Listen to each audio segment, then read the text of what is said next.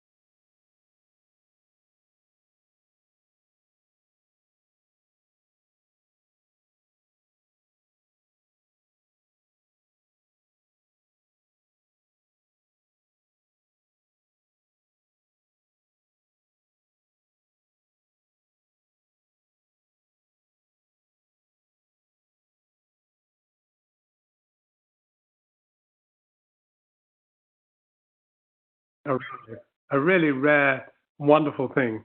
And who should be the guardian? But needless to say, the ambassador himself. The Italian ambassador is obviously the eventual guardian of this wonderful book. Rafael Trombetta, the floor is yours. Thank you, Jon. Thank you, first of all, for accepting, our invitation to moderate this event. Let me also thank the other panelists, Cristina Dondi, Marc Polonsky, and Antonio Padoa Schioppa.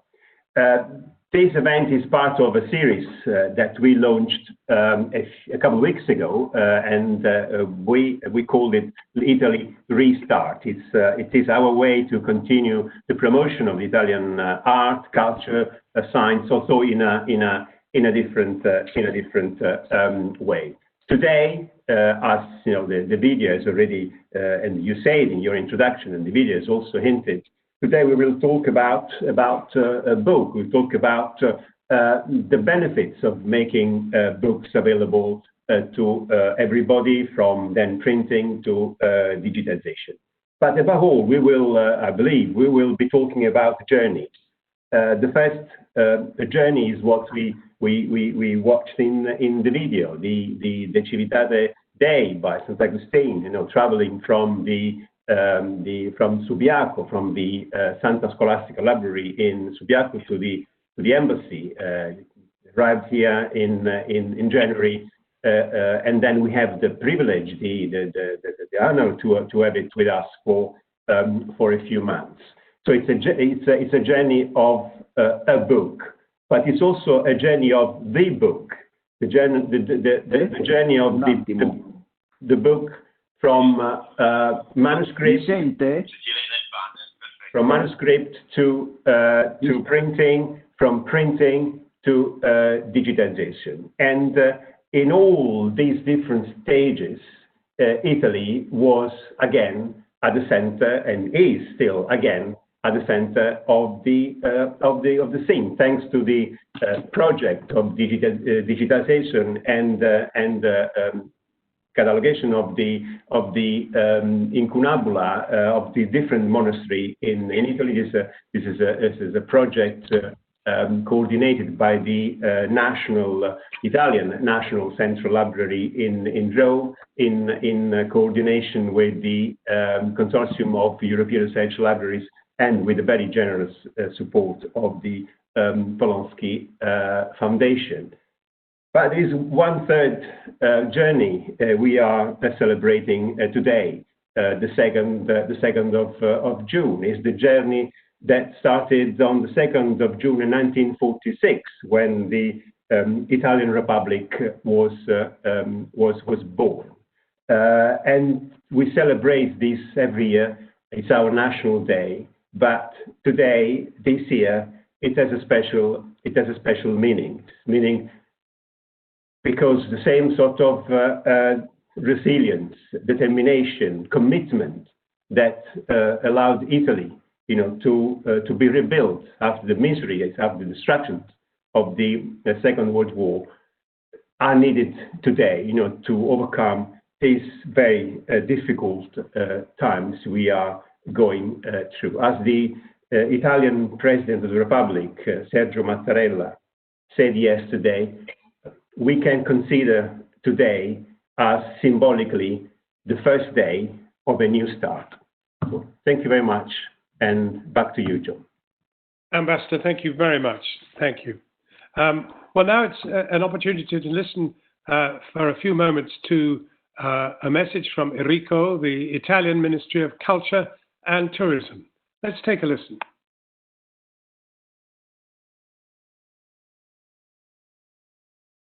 Buongiorno, ringrazio l'ambasciatore Raffaele Trombetta per l'invito e rivolgo un cordiale saluto a tutti. Sono particolarmente orgogliosa di rappresentare il Ministero dei Beni Culturali italiano in questo importante appuntamento con Italy Restart, una vetrina internazionale voluta dall'ambasciata italiana a Londra per raccontare e promuovere l'immenso patrimonio storico, artistico, culturale che il nostro Paese ha la fortuna di custodire, ma che è un patrimonio universale. Il seminario di oggi è un ponte ideale tra l'Italia e il Regno Unito, tra il passato e il futuro, perché il tema della stampa e quindi dell'accesso alla conoscenza è un tema attualissimo. Lo era nel XV secolo, quando attraverso la stampa in Italia si diffondeva la cosiddetta economia della conoscenza, e lo è oggi nell'era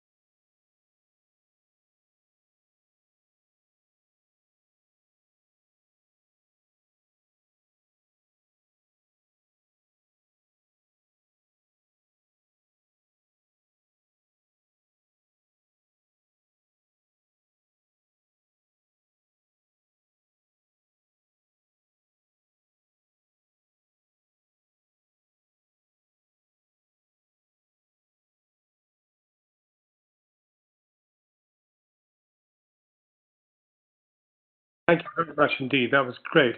The Subiaco project produced a set of videos for the public, including one on how Benedictine culture preserved and spread knowledge in Europe. And it's a really, really interesting point. And this video, it's described as a journey through 11 monasteries classified as national monuments, but they do it under 4 minutes.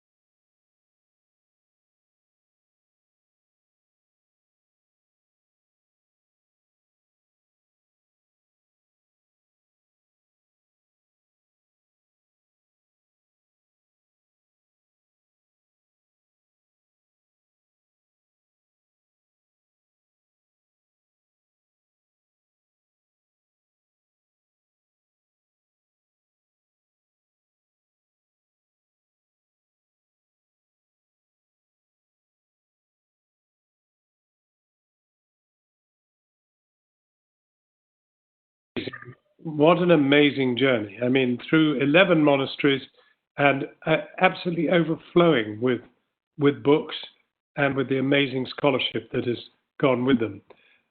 And if that was a journey through 11 monasteries, here's a journey through a lifetime.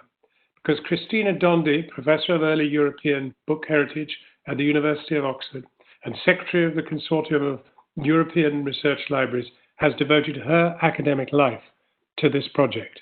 And she is the queen of all she surveys when it comes to all this. So, Cristina Dondi. Thank you, John. Let me start by thanking Ambassador Trombetta very much for his attention to early printing, books and libraries. And over these years, we have been working together in several projects. His support and that of the embassy has really made all the difference for our discipline. And second, I would like to also thank John very much for his support to our ongoing research project. For those who do not know, John was the voiceover for our first video 2 years ago, which was created to promote the Printing Revolution exhibition in Venice. Thank you both. And let me start with a consideration with using digital during these difficult times.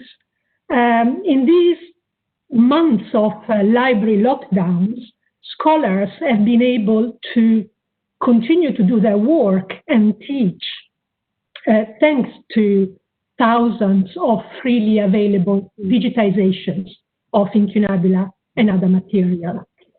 Indeed, anybody can access them, but it is a fact that effective communication can help the general public access and understand this kind of material.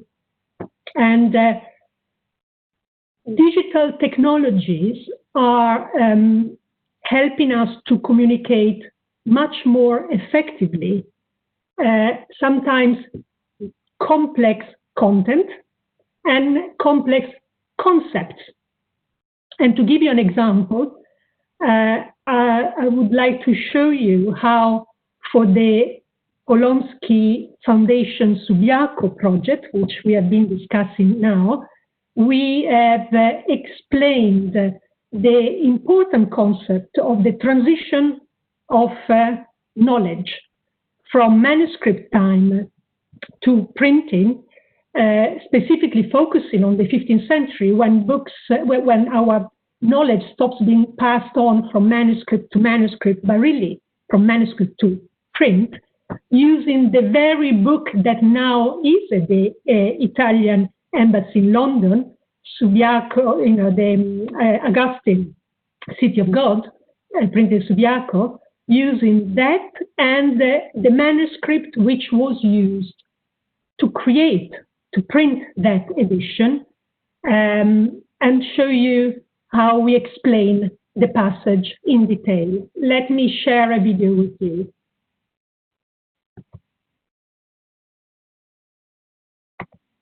I will need to drive, please.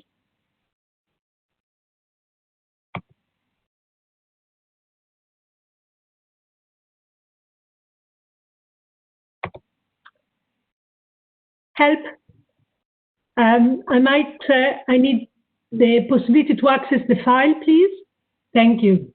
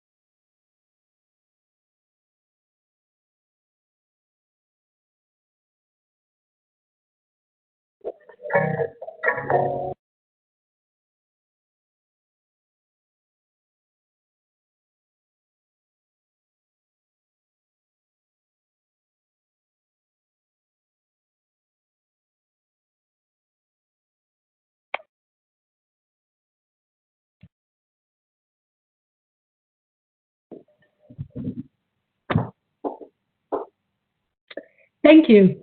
As you have seen in this bit of the video, we were able to explain this transfer of the text from manuscript to the printed text, making a great use of enhancement of digitization and of graphic design to explain things that otherwise would be completely lost if these books were simply under a glass in an exhibition room. So this is our great, digitization really allow us to bring books more accessible to the general public. And this is something that libraries, especially historical libraries, desperately need in the 21st century. And I believe we will be able to discuss this further with the later contributions. Let me just say that we owe the Polonsky Foundation Subiaco project to the great vision and kindness of Adalbert Roth, who was formerly at the Vatican Library and who had been involved in a project funded by the Polonsky Foundation way before us. And it was Adalbert who put the National Library in Rome and CERL, the two partners of this project, in touch with the Polonsky Foundation. And for that, we thank him very much. And for now, I pass the floor back to Jon.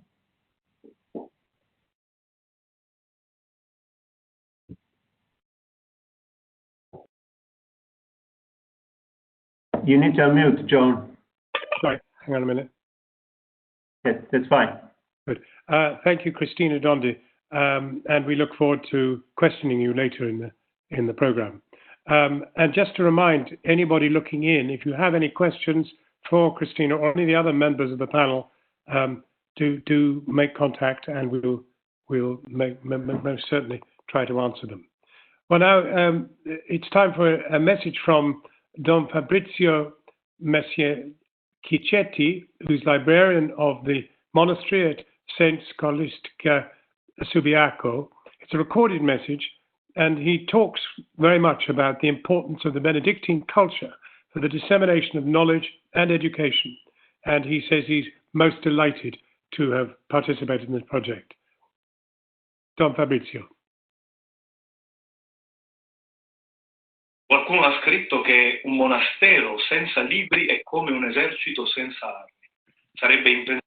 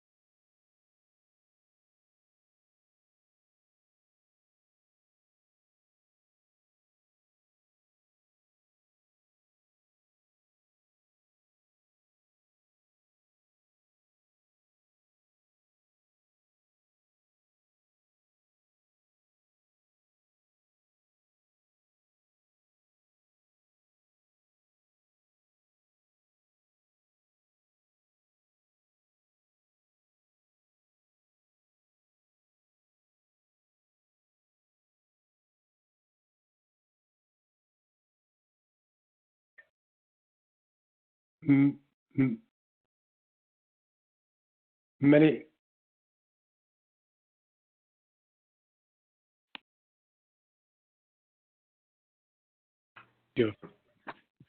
now we heard before the mention of the Polonsky Foundation and the extraordinary role they've played in this digitalization work. I'm delighted to introduce Marc Polonsky, Managing Trustee of the Polonsky Foundation, which has supported the digitalization of the incunabula of Subiaco. Marc Polonsky.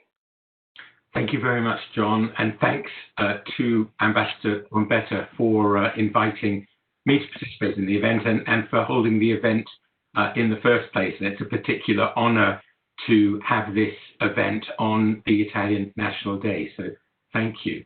I'd like to add my thanks to Cristina's to Dr. Adalbert Roth, formerly of the Vatican Library, where he was the Scriptor Latinus. It was he who, as Cristina said, brought together the BNCR and CERL, the two participants collaborating in this project. So he conceived it and helped it to happen. But I'd also like to thank, of course, all those at the BNCR and CERL who have done so much to realize this project and bring it to this very happy conclusion. I'd like to say three things in particular about the project. First of all, the digital revolution, which Cristina already touched on. The technological advances of digitization make some extraordinary things possible, and that's all very well illustrated by this project. To see these wonderful early printed books in Subiaco, it's no longer necessary to travel there and sit in the library's reading room. It's possible to access these riches from anywhere in the world at the press of a button, as we all know. Secondly, public engagement. Cristina already touched on this. This project isn't intended only as a resource for scholars and researchers, important though that is. It's also aimed at a wider public, you've already seen excerpts of videos that have been produced in the course of the project, and on the project website there is a wealth of other material which we hope will be attractive and interesting to a broader public and will excite them about this rich aspect of our cultural heritage. Thirdly, collaborations and the merits of those. This is a collaborative project, as we've already discussed, between the National Central Library in Rome and the Consortium of European Research Libraries, who've combined to bring their particular skills and commitment to the project. And collaborations, particularly international collaborations, are very important. They give rise to the development of new standards of best practice. They contribute to wider research networks, sharing of knowledge, capacity building. And so we are delighted with the outcomes of this collaboration and generally very happy with collaborations as a whole. I've been asked to say a few words also about some of the other projects that we have supported. So I have 3 slides to show. Alberto, are you able to show the first of these?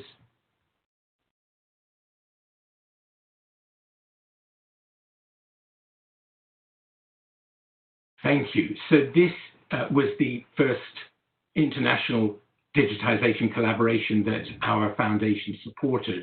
It was a collaboration between the Bodleian Library in Oxford and the Vatican Library. The idea was to bring together digitally complementary aspects of their respective very rich collections, and it focused on 4 areas: manuscripts in Greek, Latin, and Hebrew, and early printed books in incunabula. There were several thousand items digitized, a total of 1.5 million images, and those are all available on the website shown here. Next slide, please. this describes a collaboration between the British Library and the Bibliothèque Nationale de France, which focused on digitizing 800 manuscripts from the 5 centuries, from 700 to 1200, a time of great interaction between the two nations of England and France. There are 2 websites. One is aimed primarily at researchers and scholars, and it contains all 800 illuminated manuscripts in their entirety. But the second is a website aimed at a broader public. It contains a selection of the manuscripts, and then a lot of very well-written, accessible material, articles, blogs, videos about aspects of these manuscripts, so illuminating them in a different way, if I can put it like that. Next slide, please. This is a project that began a year ago, a collaboration led by the University Libraries of Cambridge and Heidelberg, but it's a broader multilateral collaboration involving quite a few other institutions.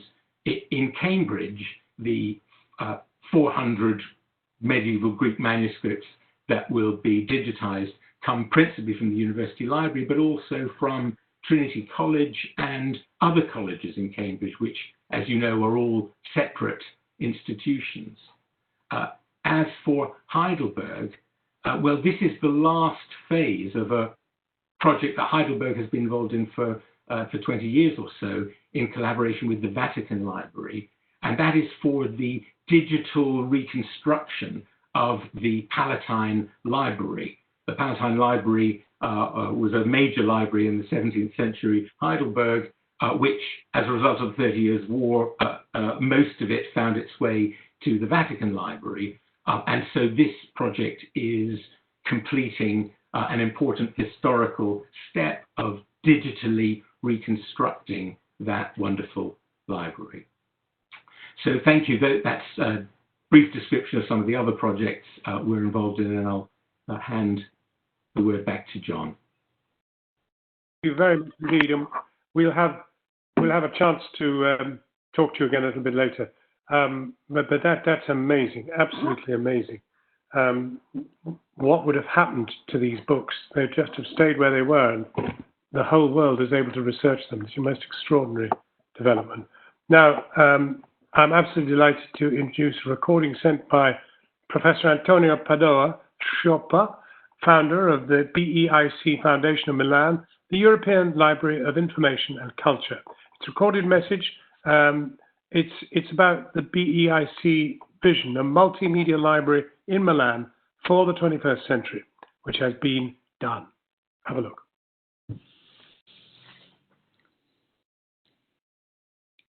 Thank you. You hear me? Yes? Very well, very well. Yes, thank you. I am glad to have been invited to this meeting, and I'm proud of it. And I have seen splendid images of buildings, of books, of manuscripts, and splendid images of libraries. And I want to stress that the historical libraries are in Italy a treasury that should be more enhanced, more highlighted, and often the money for culture comes at the last place. And that is a pity, because also in Milano, where I live, some historical libraries like the Biblioteca Braidense of Brera, like the Ambrosiana Library, are true jewels that deserve to be considered closely.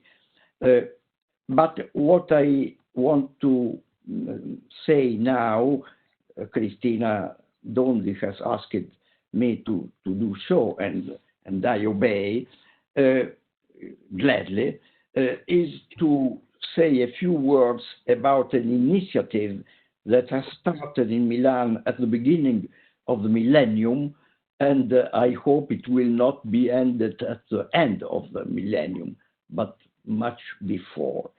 I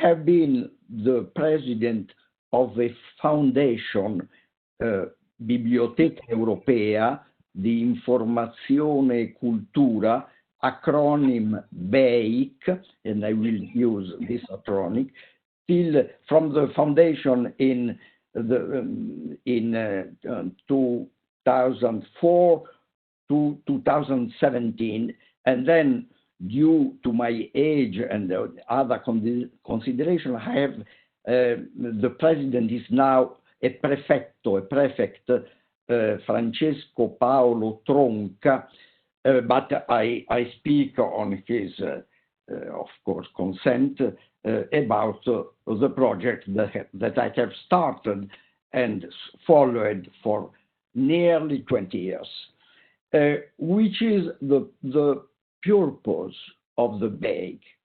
It is to fill a gap that is still there in Italy, that is to have a great public library of a new model, a library of the 21st century, where books and digital library are close together. But books are not there because they are rare books, but because the purpose is to cover both the new books that are being published every week, every day, and to make them available to the users of the library, and to have a very important open shelves library where the great classics of the European culture, and not only European culture, are there. The purpose is to have them available directly on open shelves, and to have, of course, a selection, but a large selection of all the classical authors, of course, in literature, in philosophy, in history, but also in the scientific domain, because the two cultures must be much closer than they are at present, also in the teaching.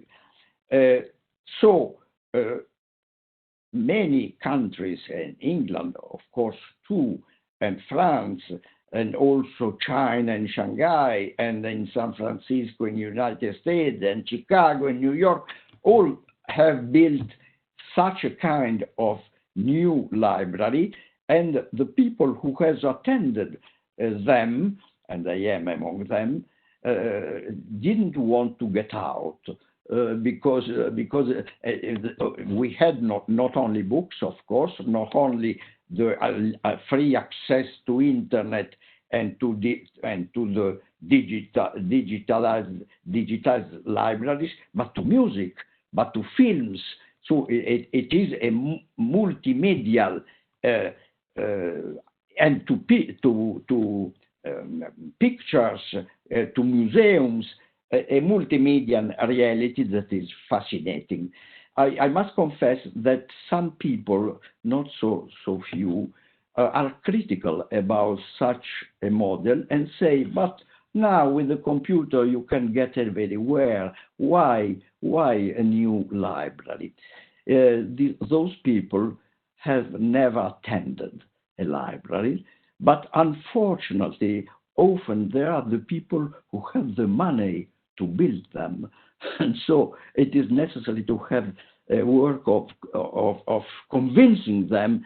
The best way should be to take them to a library, but that is not easy. Anyway, the project for the BEIC is such. At the same time, a public library for every kind of people, from from the young people to the old ones, for every kind, but also, and that I must stress this aspect, the purpose is to facilitate, to make it more easy a work of interdisciplinarity that the universities often are not able to do because the libraries of the departments are of course limited to the subject of the department, and interdisciplinarity is essential for the future research. Lastly, in those years we have built a project by an international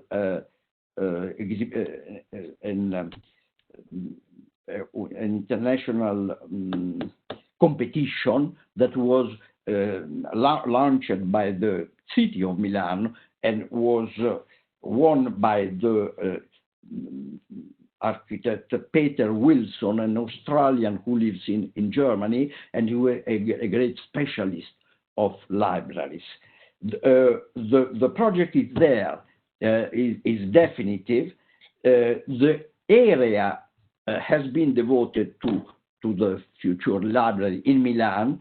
Just one particular is still lacking, the money to build it. But we have hopes that with the Olympic Games that will give money for new things that are also that will last for the city, and for the recovery fund that will be devoted European to investment on culture and on digitalization, perhaps in 10 years we will have the library. Finally, we have in these years also built a digital library that has now about 100,000 records, about 30,000 books digitalized, and has two different orientations. The essential words of each field of the culture, from mathematics to medicine to history to philosophy, etc., and some special collection. The whole digital library of Bake encompass now 20 collections. Some of them are advanced, other ones are not yet very advanced. But among the advanced one, I want to mention first a collection of medieval manuscripts in law. Personally, I am a legal historian. I have worked for a life on these manuscripts, and we have collected from 200 libraries all over Europe in 40 years about 3,000 manuscripts, and we have now put on the Bake all these, not at all, but about 2,000. We are still doing that, of medieval manuscripts and also of ancient law books. And we have also a collection of incunabula, that is the field that Cristina, she is l'imperatrice degli incunaboli. And the collection that we have digitalized in the Bake consists in collecting the incunabula in Italian, at least one exemplar of each edition in Italian of incunabula, and we have so far 1,300 incunabula, and about 1,000 more we hope to have. So that is the purpose of the Bake, what we have done and we want to be done. And I want to stress that all that was made in strict connection and contact with the Italian Ministry of Culture.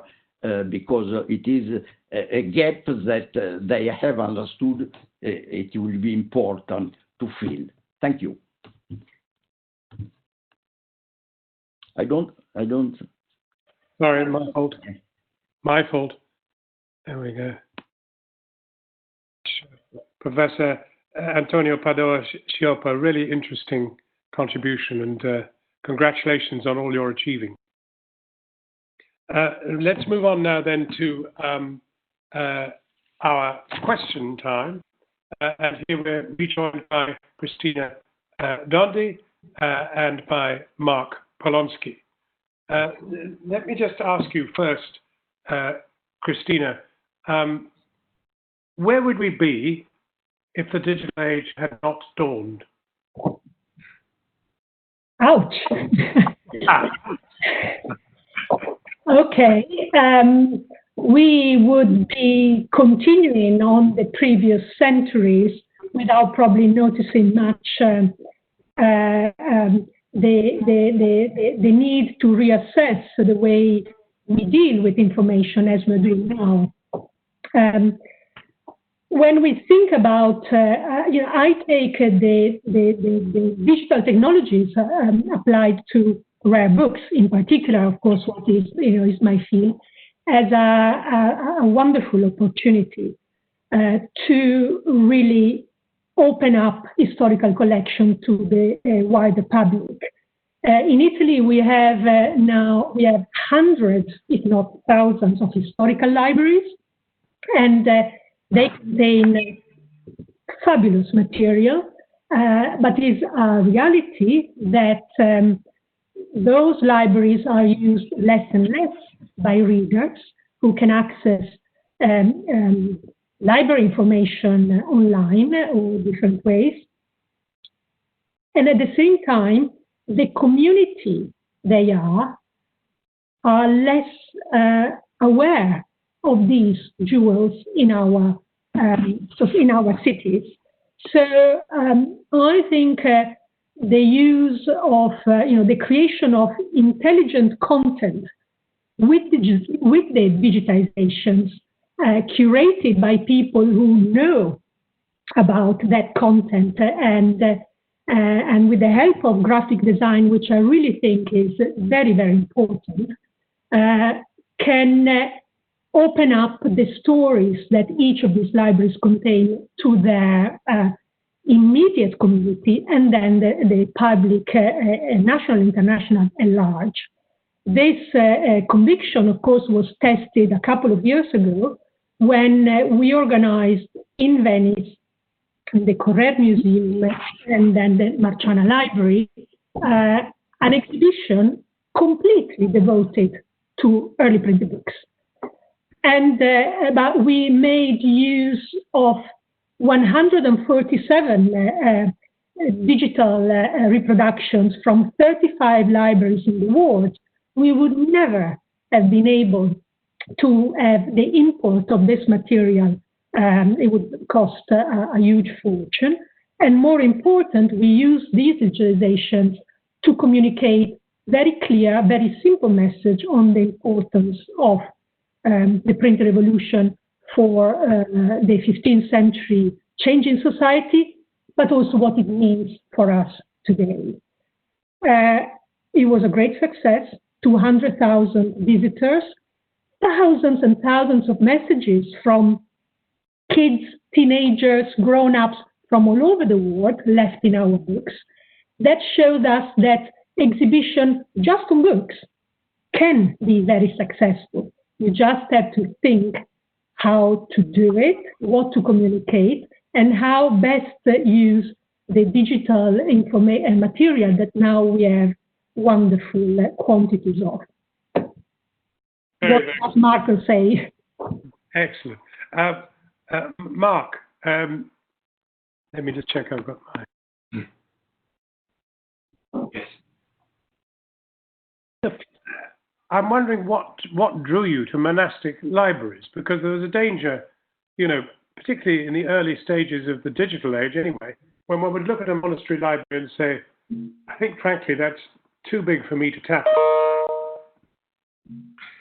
Well, you're absolutely right, John, that there is so much that needs to be digitized that it's quite difficult to identify particular projects. But we've heard already about how important the Italian monastic libraries were in the preservation and dissemination of knowledge and culture. We've also seen in the videos how spectacularly beautiful they are, and what wonderful places of serenity and peace. But we focused on Subiaco when it was brought to our attention because of its importance in the history of print. The first printed books in Italy were printed there, and generally the Benedictine order played a central and critical role in the transmission of cultural heritage. So that was a reason why we focused on this in particular. Let me ask then,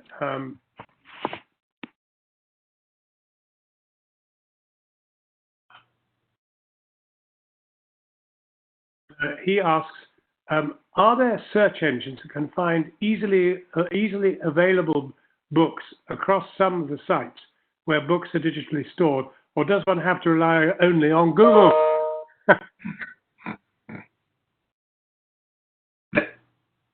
That's a very good question. I mentioned earlier that one of the aspects of these projects that attract us as a foundation, as a funder, is the possibility of the development of standards and the creation of research networks. And there have been very significant advances in viewing technology. It's now possible to view the digitized collections of many different diverse institutions who use the same viewing technology. So it's possible to compare side by side images taken from different collections and look at them together and compare them. Advances have been made towards comprehensive databases, and Cristina can possibly say something about the database for incunables. But we're still at a relatively early stage of the digital revolution, and much remains to be done to facilitate access to these riches once they've been digitized. Well, rather than taking up the challenge from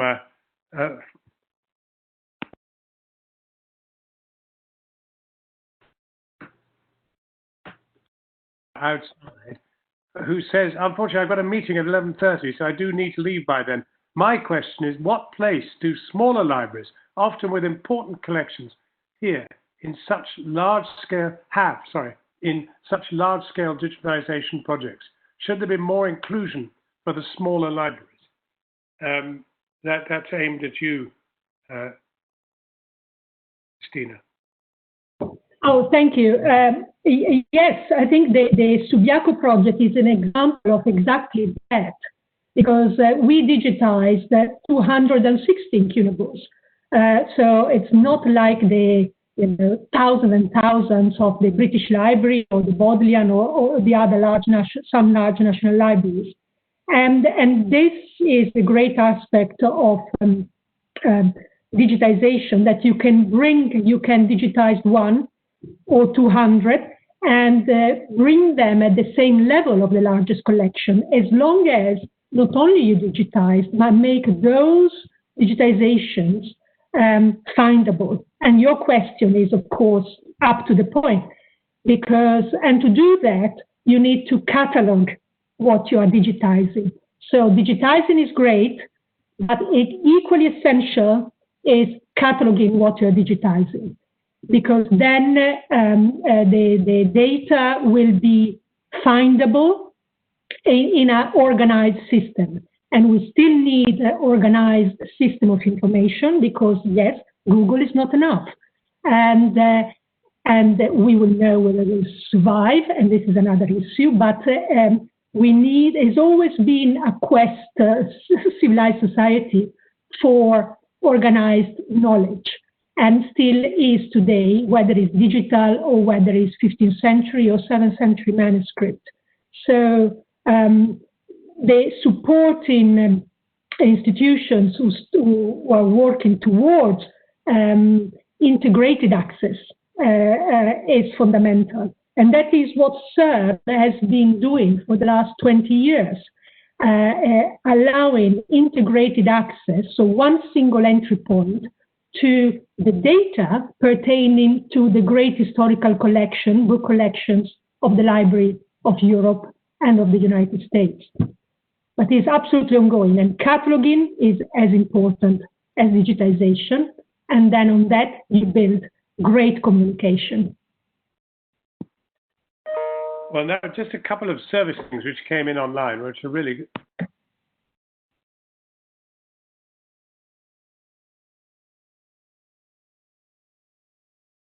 John, we lost you. John, Right. Yeah. Can you say it again? We lost you.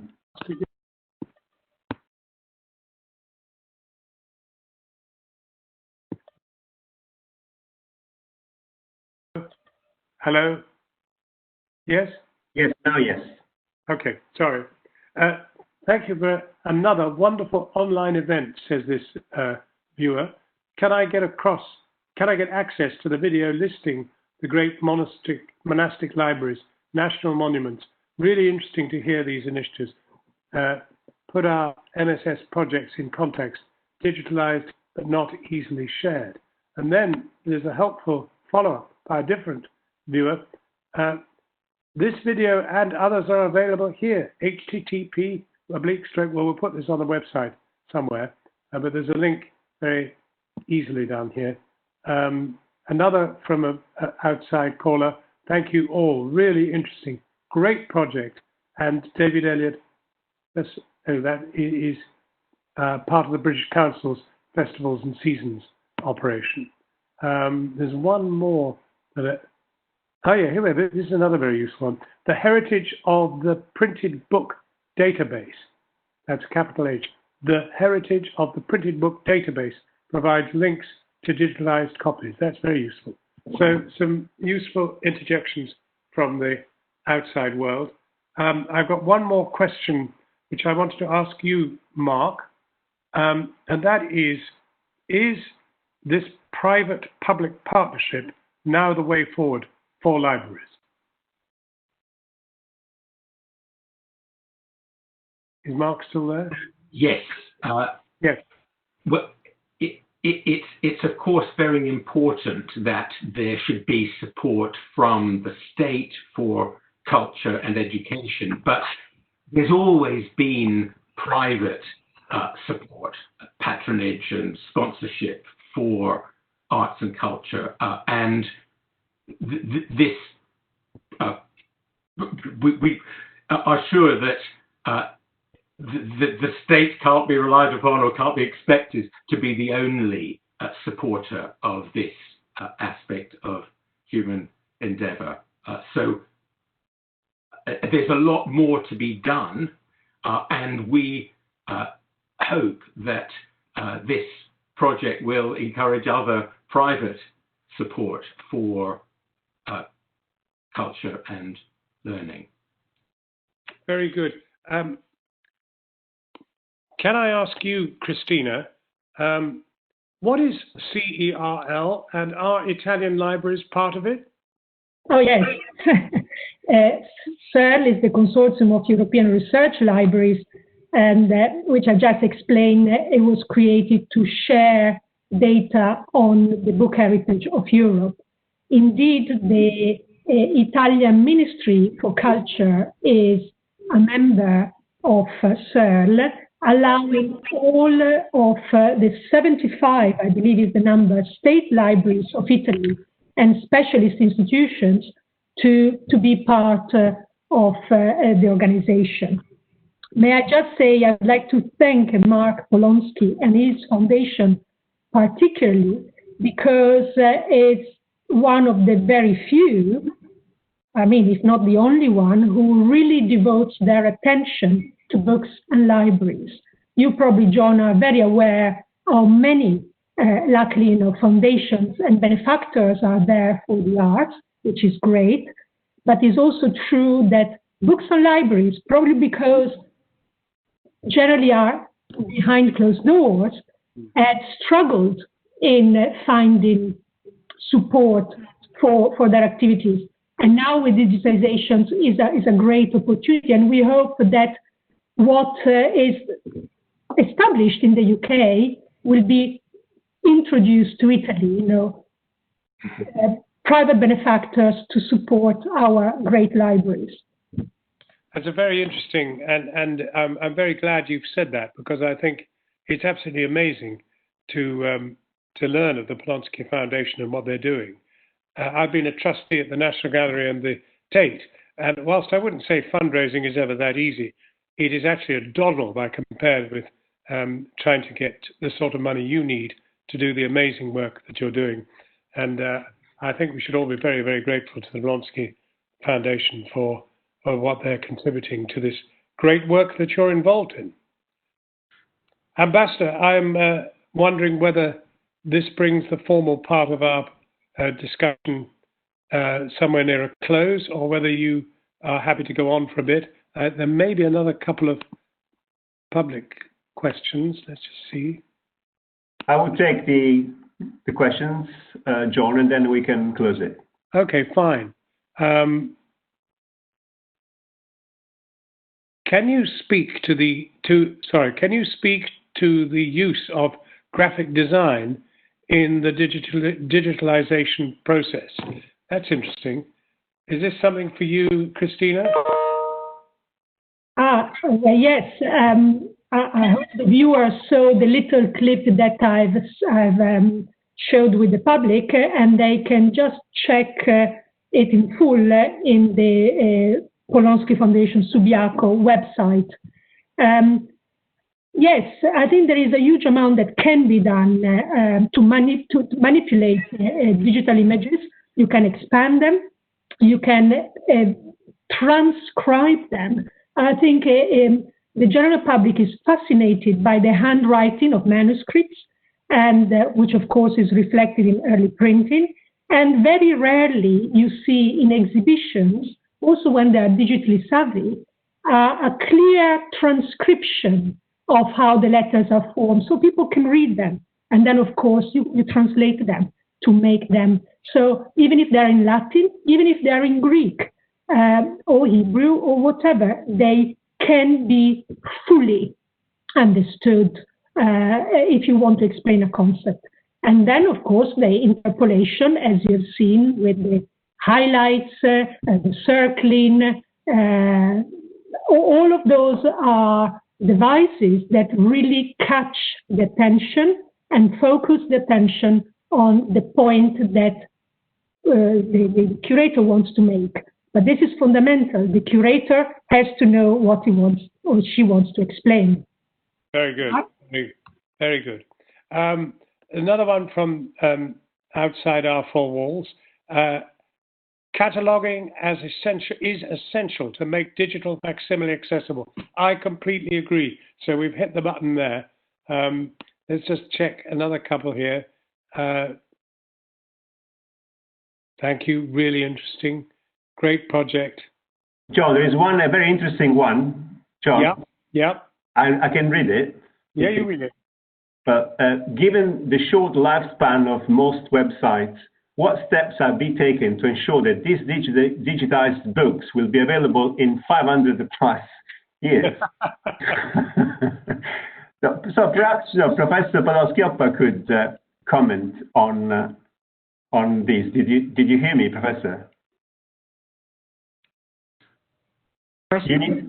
Qual era la domanda? La domanda è se tra 500 anni saranno ancora disponibili questi libri digitalizzati.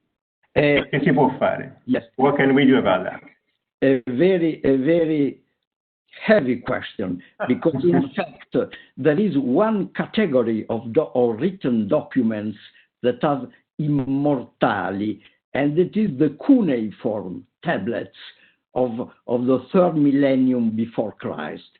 They will certainly be there in 500 years, but I'm not sure that in 20 years the digitalized works will be there. That is a task that is being studied for the future historians, because it is possible that the future historian will not have available the documents. So it is being studied a whole series of techniques in order to make the software translatable to future evolution of this. It's a big problem, but so far we are not sure that the work that we are going to digitalize will be there. It must be said that when I began to collect microfilms 50 years ago, I was told that in 10 years they would be destroyed. 50 years later, they are still there, but 50 years is not enough, and digitalized work is much more ephemerical. I cannot often be able to use my own digitalized my own writings that I had written 20 years ago. So the question is crucial. The result is not clear.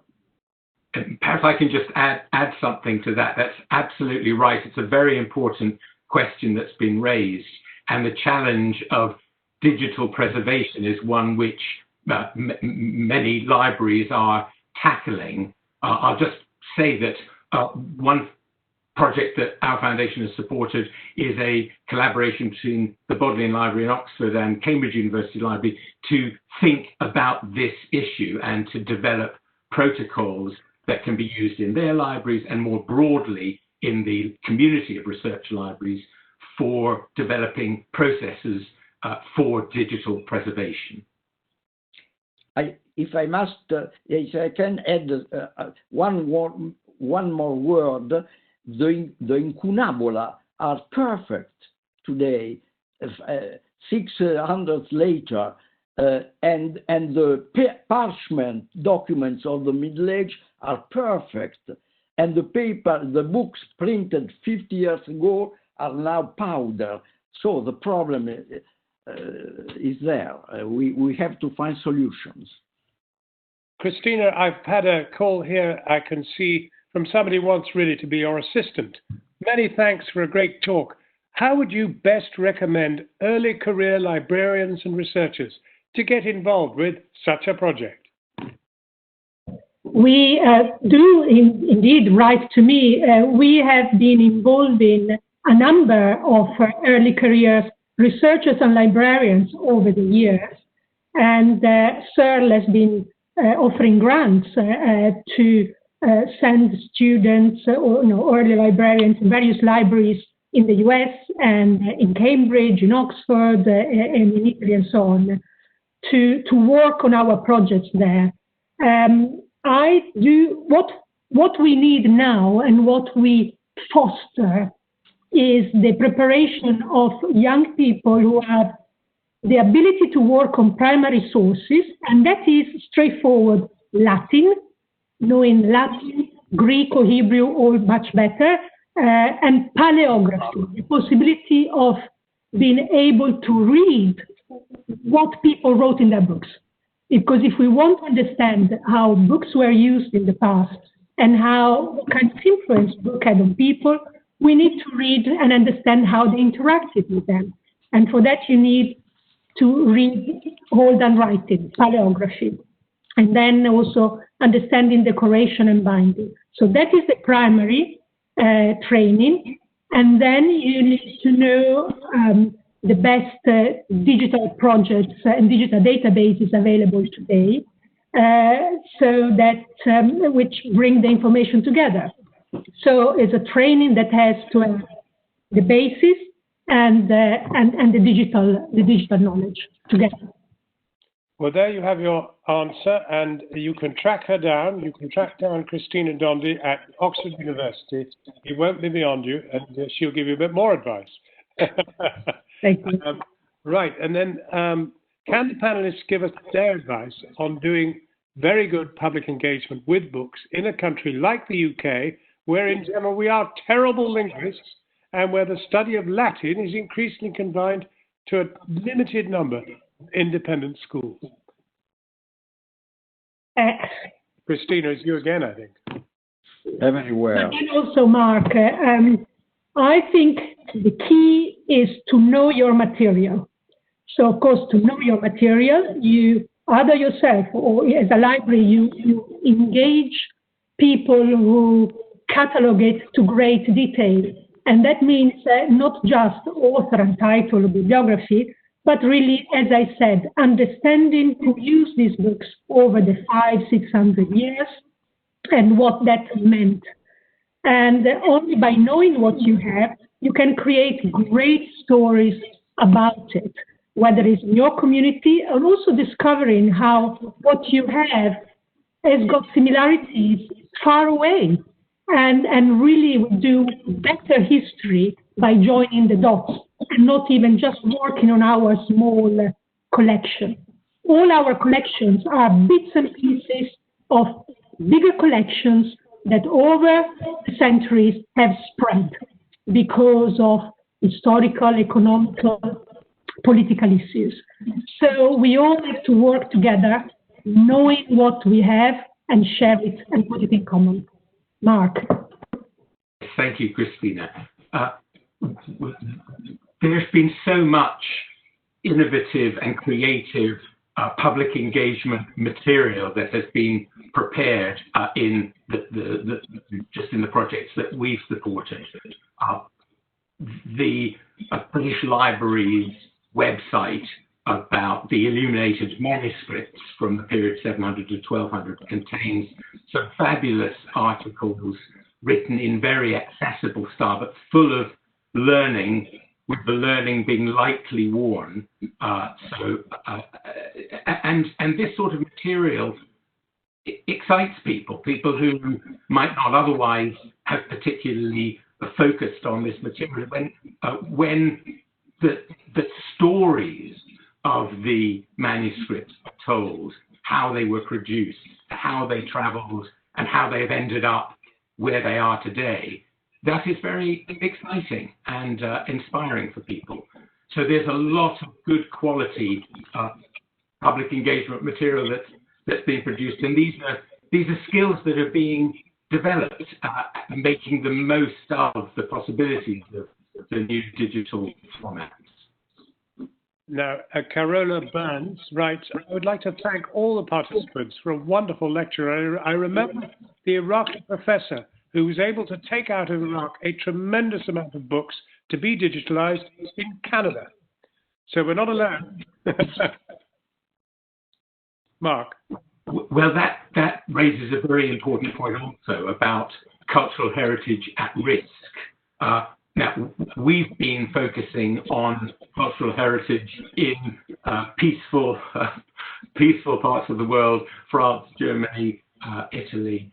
But there is so much, as is pointed out in that observation, that is at risk of war or of climatic conditions. So there are a number of foundations who focus particularly on that, Arcadia being one, which does tremendous work in rescuing and preserving cultural heritage in war zones and otherwise at risk. May I just mention, to stay in the Benedictine context, that there is the Hill Monastic Library in Minnesota, who has been for decades been microfilming and now digitizing libraries at risk in Africa and the Middle East. And they started with very little. The only support they had at the beginning was just their local community.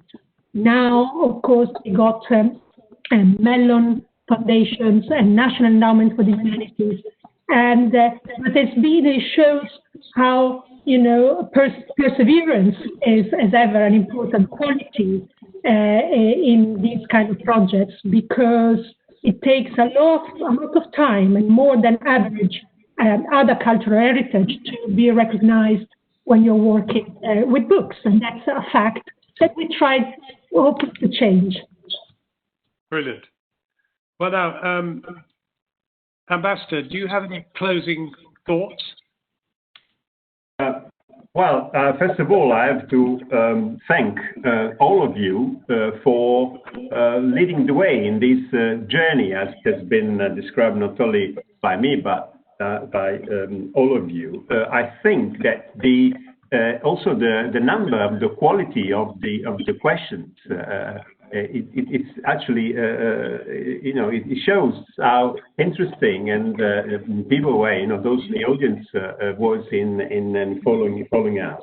There are so many lessons or ideas that one can draw from this discussion.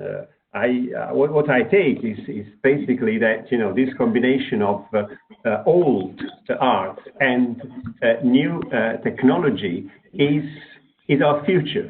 Strange enough, and as I think Cristina said at some point, that it's so important that we open some historic collection to the wider public. So I think at the end of the day, this is what's happening. This is what happened when, in 6 centuries ago, we went from manuscript to printing, and now from printing to digitization. I think this is the main achievement, which then will have a positive effect on research, on public and private collaboration. And once again, I want to acknowledge the important contribution of the Polonsky Foundation, but also, can have positive impact on the economy. I mean, it can create economic possibilities. So why not? So all those things,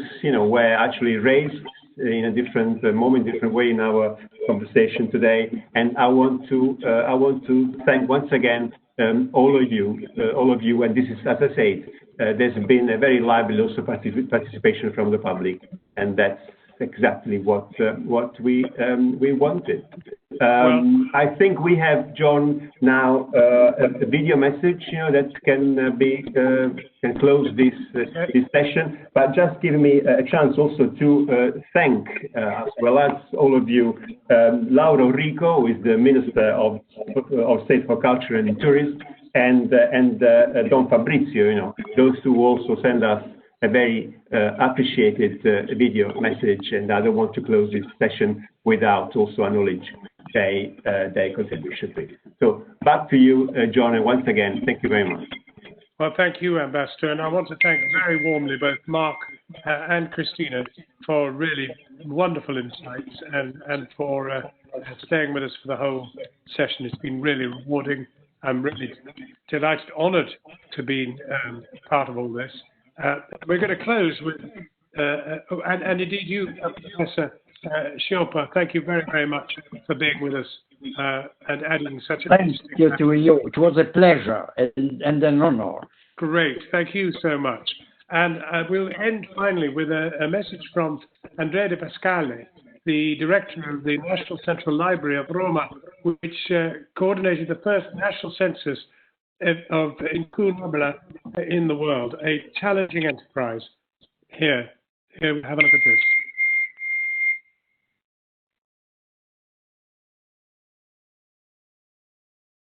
La Biblioteca Nazionale Centrale di Roma, la più grande biblioteca d'Italia,